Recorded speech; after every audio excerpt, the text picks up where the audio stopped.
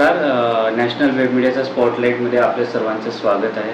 आज आपल्यासोबत जे गेस्ट आहेत ते विदर्भ लेडी असोसिएशनच्या ट्रेझरर आहेत. त्यांच्या ॲडव्होकेटच्या फील्डमध्ये त्यांनी खूप साऱ्या केसेस सॉल्व केलेल्या आहेत. त्याचबरोबर त्यांना पुष्कळशा जागेहून रेकग्नाईज करण्यात आलेलं आहे आणि त्यांच्या नावावर खूप सारे अवॉर्डही आहे. फॉर एक्झाम्पल जसं icon woman icon award, woman excellence award, अशा प्रकारचे अवॉर्ड्स त्यांच्या नावावर आहेत. भेटूया आपण ॲडव्होकेट अर्चना मेश्रामजींना. नमस्कार मॅम. नमस्कार सर. नॅशनल वेब मीडियामध्ये आपलं स्वागत आहे.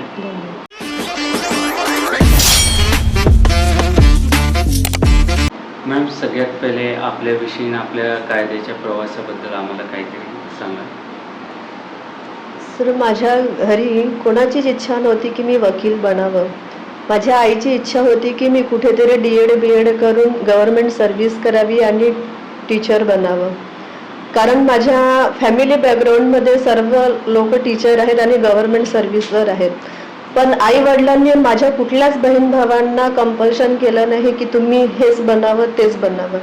सर्वांना त्यांनी त्यांच्या फील्डनुसार त्यांना त्यांची फील्ड चूज करू दिली त्यांनी. आणि माझी स्वतःची अशी इच्छा होती की मी कायद्याचं शिक्षण घ्यावं आणि एक चांगली लॉयर बनावी, एक चांगली वकील बनावी. त्यामुळे मी सुरुवातीपासूनच त्याच दृष्टीने मी स्वतः मेहनत केली होती आणि त्यासाठी माझ्या आईवडिलांनी देखील मला कुठेही बाधा आणलेली नाही. आणि आज मी गेले 18 वर्षापासून डिस्ट्रिक्ट कोर्टात प्रॅक्टिस करते आहे. मॅम, तुम्ही या फील्डमध्ये आल्या त्याची प्रेरणा आपल्याला कुठून भेटली? मी माझा आधीपासूनच लहानपणापासूनच कल असा होता की मी सोशल याच्यामध्ये जास्त ॲक्टिव्ह राहावं.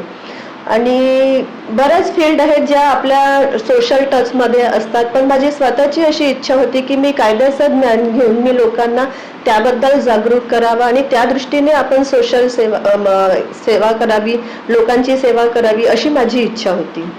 मॅडम, जसं आता आपल्याला खूप वेळ झाला या फील्डमध्ये, तर आपण आमच्या प्रेक्षकांना सांगू इच्छेन की या फील्डमध्ये येण्यासाठी कोणते अशी गुणांची आवश्यकता किंवा असं कोणते विशेष कौशल्याची आवश्यकता असते? या फील्डमध्ये येण्यासाठी मी आता नवीन पिढीला सांगू इच्छिते की तुम्हाला तर्कशुद्ध ज्ञान असणं जास्त गरजेचं आहे. तुम्हाला स्वतःबद्दल रिस्पेक्ट असणं आवश्यक आहे, स्वतःचा तुम्हाला अभिमान असणं आवश्यक आहे, तुमचा सेल्फ कॉन्फिडन्स खूप चांगला असणं आवश्यक आहे, तुम्हाला बोलण्याची सवय असायला पाहिजे आणि सर्वात महत्त्वाचं म्हणजे तुम्हाला एक पर्टिक्युलर लेवलपर्यंत पेशन्स असणं फार गरजेचं आहे.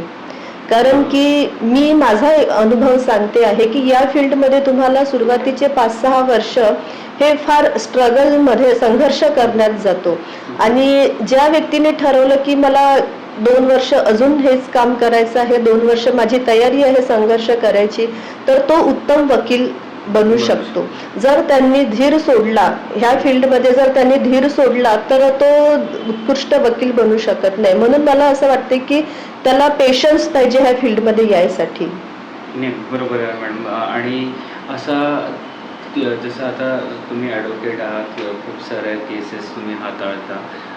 या केसेस हाताळताना एखादी कोणती अशी केस जी आपल्या निदर्शनात आली असेल की ज्याने आपले विचार करण्याची पद्धत थोडी चेंज केली असेल किंवा कोण विचार करण्यावर भाग पाडला असेल, असं कोणता केस? हे बघा, आता माझी प्रॅक्टिस ही मोस्टली सिव्हिलमध्ये आहे आणि माझ्याकडे मोस्टली बँकेचे मॅटर असतात, रिकव्हरी मॅटर असतात आणि सर्च हे ते बँकेचे मॅटर असतात.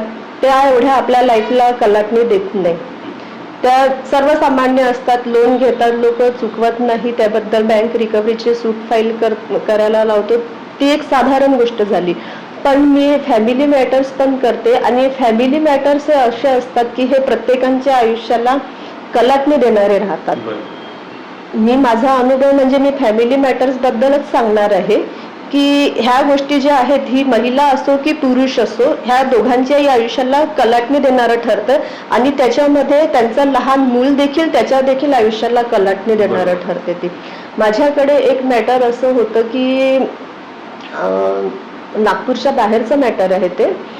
त्यामध्ये हजबंड आणि वाईफमध्ये काही थोड्या प्रमाणात डिस्प्यूट झाले. ते एवढे वाढले की शेवटी आई वडिलांना दोघांना पण मुलाबद्दल काही आपुलकी राहिलेली नाही.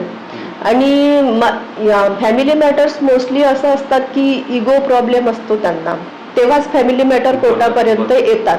आणि आताची जनरेशन अशी आहे की कोणालाच थांबायसाठी वेळ नसतो, कोणालाच थांबायसाठी वेळ नसतो. आणि जरी आता कायदे जरी पुरुषांच्या बाजूनी असले तरी एका महिलेला जर डोमेस्टिक व्हायलन्स होत असेल किंवा तिला घरगुती हिंसाचार असेल तर तिला 5-6 प्रकारचे कायदे तिच्यासाठी अवेलेबल असतात, पुरुषांसाठी एवढे अवेलेबल नसतात.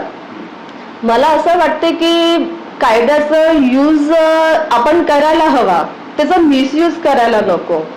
आणि आताच्या याच्यामध्ये असं आहे, आताच्या जनरेशनमध्ये असं आहे की बहुतांश महिला म्हणा की पुरुष म्हणा कायद्याचं मिसयूज करायला जास्त कल असतो त्यांचा. कारण आता कोणीच कोणाचं ऐकत नाही. आणि त्या मॅटरमध्ये असं झालेलं होतं की दोघांनी तर स्वतः ते वेगळे झाले, पण त्यामध्ये एका मुलाचं भविष्य एका भविष्याबद्दल खूप वाईट झालेलं होतं त्याबद्दल. त्याच्यामुळे तो मुलगा मोठा होईल, काही करेल, तो चांगला बनेल किंवा वाईट बनेल, पण त्याला आई वडिलांचं प्रेम मिळणार नाही. अगदी बरोबर. आणि लहान मुलाला आई वडिलांचं प्रेम मिळणं हे फार गरजेचं असते. आणि मला तरी असं वाटते की महिला असो किंवा पुरुष असो त्यांनी स्वतःचा विचार न करता कमीत कमी आपल्या मुलांचा तरी विचार करावा आणि कुठेतरी इगो प्रॉब्लेम बाजूला ठेवावा. नक्कीच. जे म्हणतात ना, आजकालच्या पिढीमध्ये कुठेतरी एक सहनशीलताही आपल्याला खूप कमी पाहायला भेटते. आणि त्याचाच परिणाम आपण बघतो की प्रत्येक दिवशी एक नवीन केस टीव्हीवर, न्यूज चॅनलवर आपल्याला बघायला भेटते या संदर्भात. मॅडम, आजकाल आपण बघतो की एकीकडे गुन्हेगारीचं प्रमाण वाढलेलं आहे, मग जे आपल्या घरातही असो किंवा समाजातही असो. तर या सगळ्या गोष्टी बघता आपल्याला काय वाटतं की सामान्य माणसाला कायद्याची माहिती असणे कितपत आवश्यक आजच्या वेळेस आहे? सर, आजच्या युगात सामान्य माणसाला कायद्याची जाणीव असणे किंवा कायदा माहीत असणे, आज आपण घराच्या बाहेर पडतो, गाडी घेऊन बाहेर पडतो तेव्हापासनं, ट्रॅफिक रूलपासनं तर सगळ्या गोष्टीसाठी आज आपला रस्त्यातही आपल्याला आज कायदा आडवा येतो. कायद्यासाठी आपल्याला रूल पाडणं, सिग्नलचे रूल पाडणं, ट्रॅफिकचे रूल पाडणं हे फार गरजेचं असतं. पण एक समाजामध्ये एक असं व्यक्तिमत्व असतं, कधी आता आपण बघतो आहे आताची जनरेशन ही जास्त क्रिमिनल गोष्टींकडे वळत आहे. एक काळ असा होता की तुम्हाला क्रिमिनलमध्ये किंवा फौजदारी याच्यामध्ये जास्त काही वाव नव्हता. पण आता समाजात इतके गुन्हेगारी वाढलेली आहे की 18 वर्षाचा मुलगा देखील आज कायद्याच्या कचाट्यात सापडलेला आहे. त्याची थिंकिंग एवढी झालेली आहे की तो गुन्हा करायला आज मागे पुढे पाहत नाही. आता कायद्याचा धाक राहिलेला नाही असं म्हणता येणार नाही, पण मला असं वाटते की काहीतरी कायदा तुम्हाला माहीत असल्याशिवाय तुम्ही गुन्हेगारीकडे वळणार नाही. माझं असं म्हणणं आहे की तुम्हाला कायद्याचा धाक असायला पाहिजे. अगदी बरोबर. पुष्कळसं जे गुन्हे आजकाल गुन्ह्याला जे लोक समोर जातात किंवा जे मुलं समोर जातात त्यामुळे आपण बघतो की ते 18- राहतात. म्हणजे 18 वर्षाच्या कमी वर्षाचे जे मुलं आहेत ते गुन्हेगारीकडे जास्त आहे.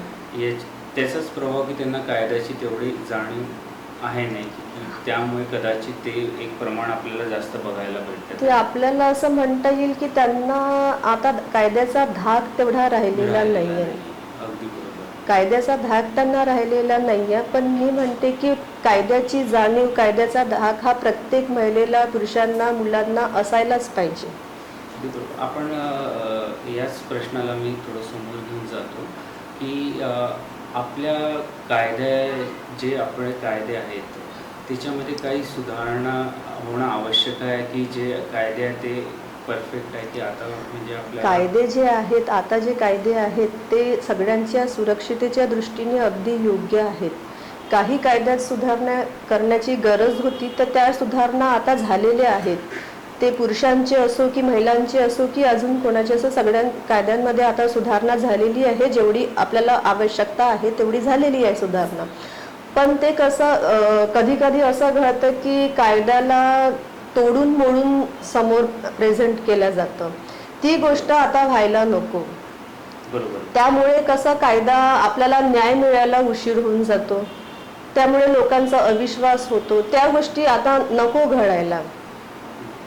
आणि आपण बघतो की पुष्कळसे असे लोक आहे की ज्यांना आपल्या हक्काची जाणीवही नसते की कायद्याने त्यांना काय काय हक्क दिले आहेत, याचाही अभाव आपल्याला कुठेतरी पाहायला भेटतो. हा याबद्दल आपल्याला पाहायला काय मिळतो. वाटतं? आता मी सिव्हिल मॅटर्समध्ये प्रॅक्टिस करत असते, त्याच्यामुळे मला माहिती आहे की काही काही घरगुती प्रॉपर्टी संदर्भातले काही मॅटर्स असतात.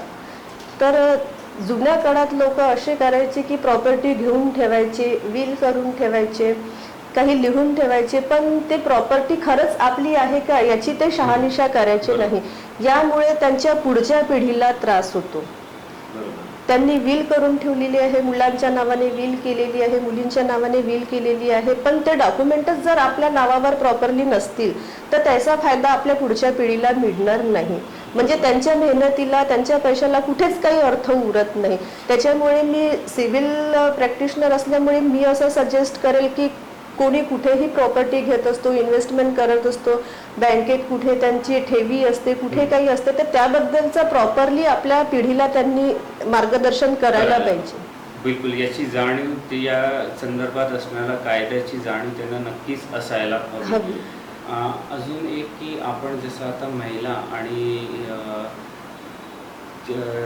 चिल्ड्रन्सचे झाले, लहान मुलं झाले, यांच्या कायद्याचे कोणकोणते कायदे पुरेसे आहेत का? म्हणजे यांच्या सुरक्षेसाठी जे कायदे बनवल्या गेलेले आहेत त्या महिला आणि लहान मुलांसाठी परफेक्ट आहेत की त्याच्यात अजून काही सुधारण्याची गरज आहे? म्हणजे महिला आणि लहान मुलांचे कायदे सुधारण्याची म्हणजे गरज तर नाहीच आहे, कारण की डॉक्टर बाबासाहेब आंबेडकरांनी त्यांनी पुढच्या 20 वर्षाचा विचार करून, 25 वर्षाचा विचार करूनच त्यांनी ती घटना अंमलात आणलेली होती.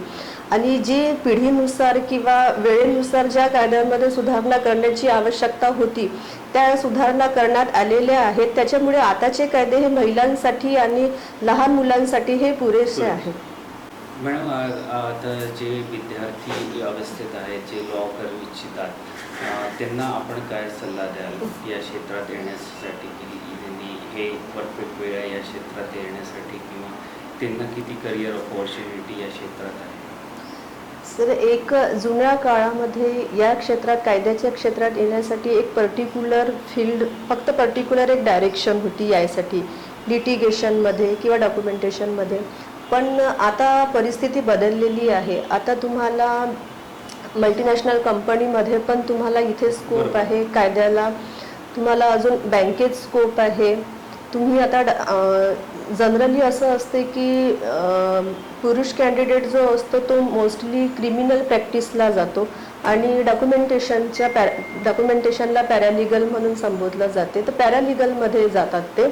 पण आता सगळ्या गोष्टी चेंज झालेल्या आहेत. आता त्यांना भरपूर अपॉर्च्युनिटीज आहेत. नवीन लोकांनी तर ह्या क्षेत्रात यायला पाहिजे.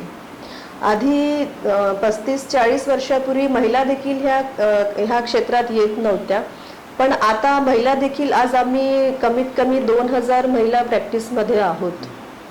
ज्या 40 वर्षापूर्वी, 45 वर्षापूर्वी ज्या 1 आणि 2 संख्येत होत्या, आज आम्ही हजाराने डिस्ट्रिक्ट कोर्टात प्रॅक्टिस करत आहोत. त्यामुळे मला असं वाटते की ज्यांना इंटरेस्ट आहे, ज्यांना स्ट्रगल करण्याची तयारी आहे आणि त्यांना खरंच समाजसेवा करायची आहे, त्यांनी या क्षेत्रामध्ये पाऊल ठेवावं असं मला वाटतं. मॅम, आपण बघतो की विद्यार्थी अवस्थेत असताना मुलं अभ्यास करतात, विद्यार्थी अभ्यास करतात, त्यांना खूप चांगले मार्कही भेटतात परीक्षेत. या फील्डमध्ये थेरॉटिकली आणि प्रॅक्टिकल या दोघांपैकी सगळ्यात महत्त्वाची कोणतं आहे? म्हणजे प्रॅक्टिकल नॉलेज कितपत महत्त्वाचं आहे या फील्डमध्ये? ह्या फील्डमध्ये तुम्हाला थेअरीपेक्षा प्रॅक्टिकल नॉलेज हे फार महत्त्वाचं आहे असं मला वाटतं. कारण की आधी असं व्हायचं की कुठेच ॲडमिशन मिळाली नाही तर लॉ करा असा लोकांचा समज होता. पण तो समज पूर्णपणे चुकीचा आहे. तुमचा पेशन्स तर महत्त्वाचा आहेच, पण तुम्ही ज्या वेळेस कायद्याची पदवी घेऊन कॉलेजच्या बाहेर निघता त्यावेळेस तो कितीही टॉपर मुलगा असला आणि त्याच्यामध्ये जर पेशन्स नसला किंवा त्याच्यामध्ये धीर नसला कुठलाही, किंवा त्याची तयारीच नसली की मला प्रॅक्टिस करायची आहे, तर तो व्यक्ती प्रॅक्टिस करू शकत नाही. आणि थेरॉटिकल पार्ट आणि प्रॅक्टिकल पार्ट दोन्ही फार वेगळे आहेत. जर तो कॉलेजमध्ये खूप हुशार मुलगा म्हणून गणला जात असेल, पण तो प्रॅक्टिस चांगलीच करेल असं गरजेचं नाही आहे. कधी कधी बॅक बेंचर्स जे लोक असतात ते पण प्रॅक्टिस खूप चांगल्या पद्धतीने करतात. बरोबर. आणि आपल्याला पाहायला मिळतात की ते खूप चांगले वकील प्रॅक्टिस, त्यांची खूप चांगली प्रॅक्टिस असते. चालत असते. मॅडम, सध्या आपण बघतो की ऑनलाईन फ्रॉड्स खूप प्रमाणात वाढलेले आहेत. तर या सायबर गुन्ह्याबद्दल तुम्हाला काय वाटतं की त्याच्याबद्दलचे कायदे किती मजबूत आहेत? सर, इन्फॉर्मेशन टेक्नॉलॉजी ॲक्ट हा 2000 मध्ये अस्तित्वात आलेला आहे. त्याआधी ॲक्ट नव्हता, कारण त्याआधी आता आपण बघतो आहे कम्प्युटर, लॅपटॉप, मोबाईल याचे प्रमाण, उपयोगितेचं प्रमाण फार वाढलेलं आहे. त्याच्यामुळे या संदर्भातले गुन्हे देखील वाढलेले आहेत. आणि आपण आता करंटली ह्या एका वर्षात आपण बघतो आहे की जे रिटायर्ड पर्सन आहेत, रिटायर्ड पर्सनला टार्गेट करून सायबर क्राईम फार होत आहे. की आणि ते त्यांनी जाणलेलं आहे की रिटायर्ड पर्सनला सायबरबद्दल किंवा कुठल्या टेक्नॉलॉजीबद्दल एवढं नॉलेज नसतं. त्यामुळे त्यांना टार्गेट बनवलेलं आहे. आणि या संदर्भामध्ये 2008 मध्ये अमेंडमेंट देखील झालेल्या आहेत काही घटनांमध्ये. तर या संदर्भात मला असं वाटते की जे रिटायर्ड लोक आहेत त्यांनी थोडंसं जागरूक राहायला पाहिजे आणि त्यांनी थोडंसं यामध्ये लक्ष घालायला पाहिजे की आपण कुठल्या गुन्ह्याला बळी पडता कामा नये.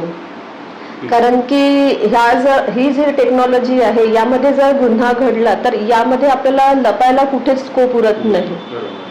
तो हमखासपणे मिळतो, कारण की ते इलेक्ट्रॉनिक माध्यमांच्या एव्हिडन्सच्या माध्यमातून गुन्हेगार हमखासपणे सापडलेला जातो.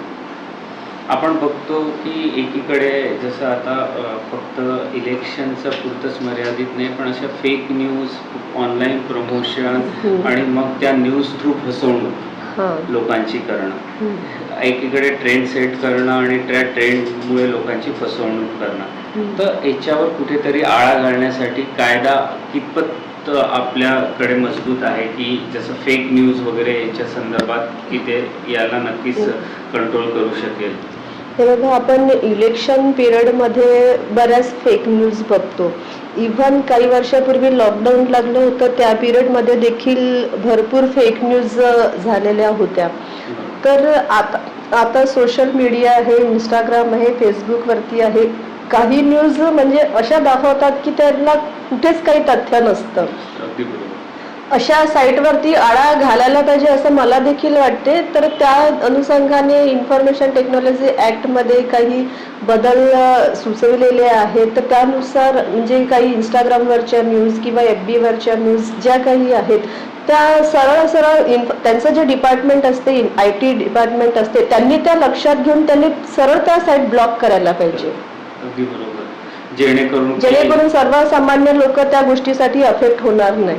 अगदी बरोबर. आणि आपण बघतो की एखादा व्यक्ती जो आहे, जो न्याय घेण्यासाठी जातो आणि पण आपण बघतो की पुष्कळसा कालावधी उलटून जातो, पण त्याला काही न्याय भेटत नाही. तर न्याय न भेटणं, या न्याय नाही भेटत आहे म्हणून त्याची विश्वसनीयता थोडी कमी होते असं तुम्हाला वाटतं का? सर, असं बिलकुलच नाही आहे.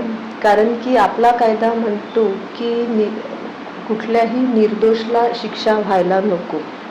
एखादा गुन्हेगार सुटला तरी चालेल, पण कुठल्याही निर्दोषला म्हणजे त्याला पकडायला नको असं आपला कायदा बोलतो आहे.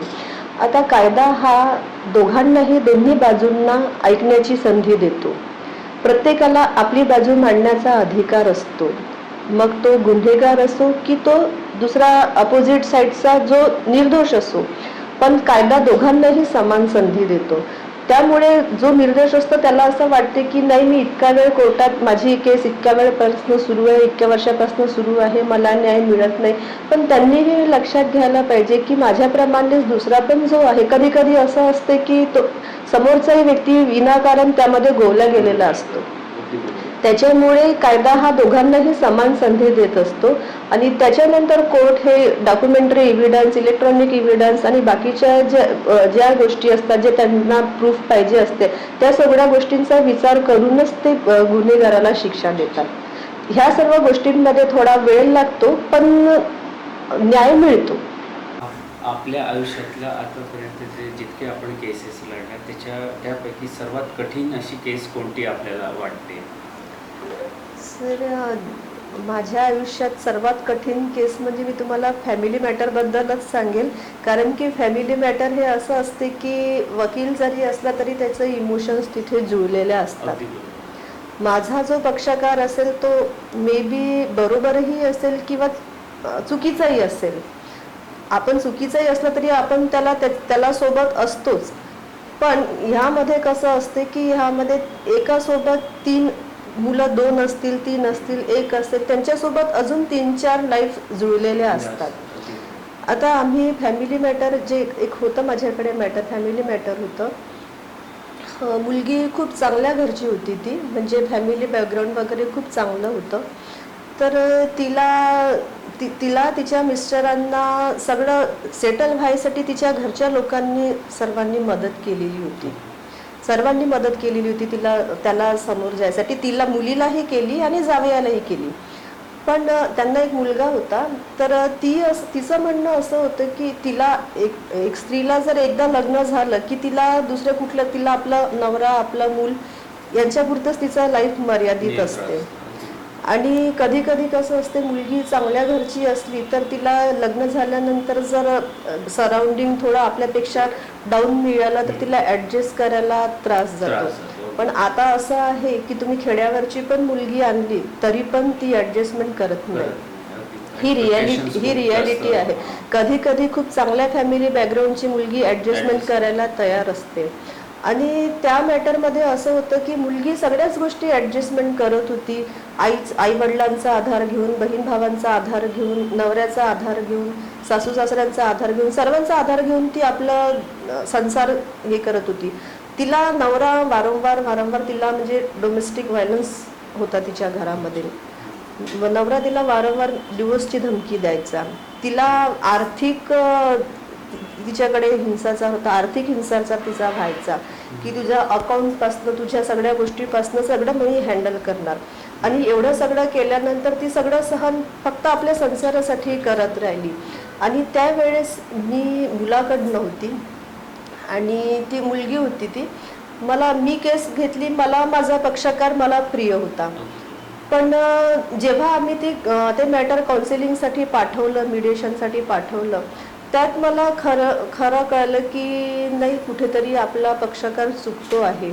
आणि मी त्याला भरपूर समजावण्याचा प्रयत्न केला पण तो समजण्याच्या पलीकडे होता.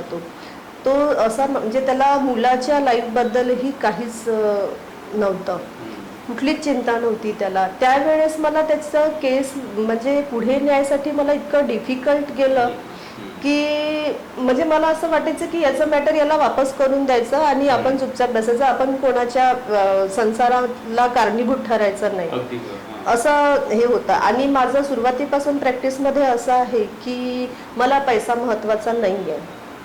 मी पैसा कमावला पाहिजे केसेसमधनं किंवा कुठनं. मला कुठेतरी कोणी माझ्यामुळे हर्ट नको व्हायला, हे माझं आधी मेन इंटेन्शन असते. पैसा माझ्यासाठी महत्त्वाचा नाही आहे. त्यामुळे मला ती केस हँडल करायला शेवटी कुठेतरी खूप म्हणजे मी डिस्टर्ब होऊन गेली होती ते केस हँडल करताना. पण शेवटी असं झालं की ते वेगळे झाले. पण मी त्यानंतर त्याला शेवटी झाल्यानंतरही, वेगळे झाल्यानंतरही त्याला म्हटलं होतं की तुम्ही कुठेतरी चुकलेले होते. नाही, अगदी बरोबर. अशा ज्या केसेस राहतात ज्या हाताळताना आपण म्हणजे स्वतः इतके इन्व्हॉल्व होऊन जातो आणि त्यामुळे कुठेतरी एक आपल्या माइंडवर इतकं प्रेशर राहतं किंवा आपण त्या केसमुळे आपली जे विचार करण्याची शक्ती असते ती मर्यादित होऊन जाते. तर ह्या सगळ्या केसेस आपण हाताळत असताना स्वतःला काम ठेवण्यासाठी, स्वतःचं मेंटल पीस एकदम परफेक्ट ठेवण्यासाठी आपण असे कोणते रुटीन्स फॉलो करता की जेणेकरून याचा इफेक्ट जर मी म्हणजे आपल्या तुम्हाला पर्सनल सांगू का, लाईफवर स्वतःसाठी वेळ द्यायला वेळच नसतो. माझं रुटीन असं असतं, सकाळी गेलं की म्हणजे कसं सकाळचं घरकाम असतं, मग ऑफिस असतं, मग कोर्ट असतं, संध्याकाळी परत घरकाम असतं, परत ऑफिस असतं. त्याच्यामुळे कुठेतरी म्हणजे असं डिस्टर्बन्स मनात किंवा टेन्शन मनात येऊ द्यायचं नाही, हे आधीच डिसाईड केलेलं असतं. आणि तुम्ही जर स्वतःवरती फार प्रेम करत असाल तर तुम्हाला बाकीच्या गोष्टींशी काही घेणं देणं नसते.